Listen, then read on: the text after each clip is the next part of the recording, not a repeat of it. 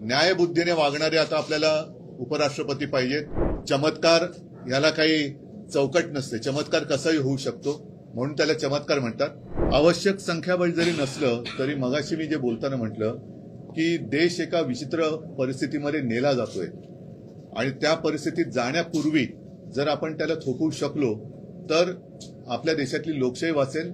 आणि साहजिकच आहे, साधारणतः 100-150 वर्षांनंतर गुलामगिरीतून जी आपली मुक्तता झाली त्या गुलामगिरीकडे पुन्हा देश जाणार नाही। म्हणून मला असं वाटतं की संख्याबळ जर का बघितलं तर नुसत्या संख्याबळावरती निवडणूक अवलंबून असती तर निवडणूक घेण्याचाच अर्थ नाहीये। पण तरी देखील ज्यांच्या मनामध्ये एक गोष्ट आता तुम्ही बोललात की या मतदानात गोपनीयता आहे, त्याच्यामुळे ज्यांच्या हृदयामध्ये छुप्या पद्धतीने का होईना देशप्रेम आहे असे एनडीए मधले सुद्धा खासदार देशासाठी हे मतदान करू शकतात।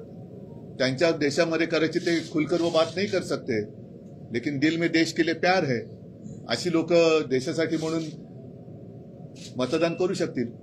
म्हणून मी मगाशी म्हटलं की चमत्काराला काही व्याख्या आणि आकार नसतो।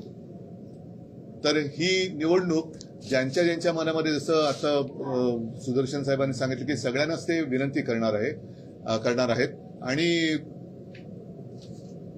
सगळेजण जे बघतायत राज्यसभेचा कारभार कसा चाललाय, लोकसभेचा कसं चाललाय, देशाचा कसा चाललाय, सरकारचा कसं चाललंय, सगळेजण बघतायत। सोशल मीडियाच्या भाऊ गर्दीत विश्वासार्हतेने चकाकणारे नाव म्हणजे लेट्सअप मराठी। सगळ्या नागरिकांना ती स्पीच लेट्सअप वरील मुलाखती म्हणजे विचारांचा खजिना। त्यानंतरच्या निवडणुकीमध्ये मला सोडून गेले। बातम्या केवळ वस्तुस्थिती सांगणाऱ्या, न प्रोपगंडा, फक्त जनतेचा अजेंडा। क्योंकि आने वाला कल जाने वाला है, जाने वाला कल आने वाला है। राजकारण, मनोरंजन असो की क्रीडा क्षेत्र, महाराष्ट्राची स्पंदने संवेदनशीलतेने टिपणारे माध्यम म्हणजे लेट्सअप मराठी।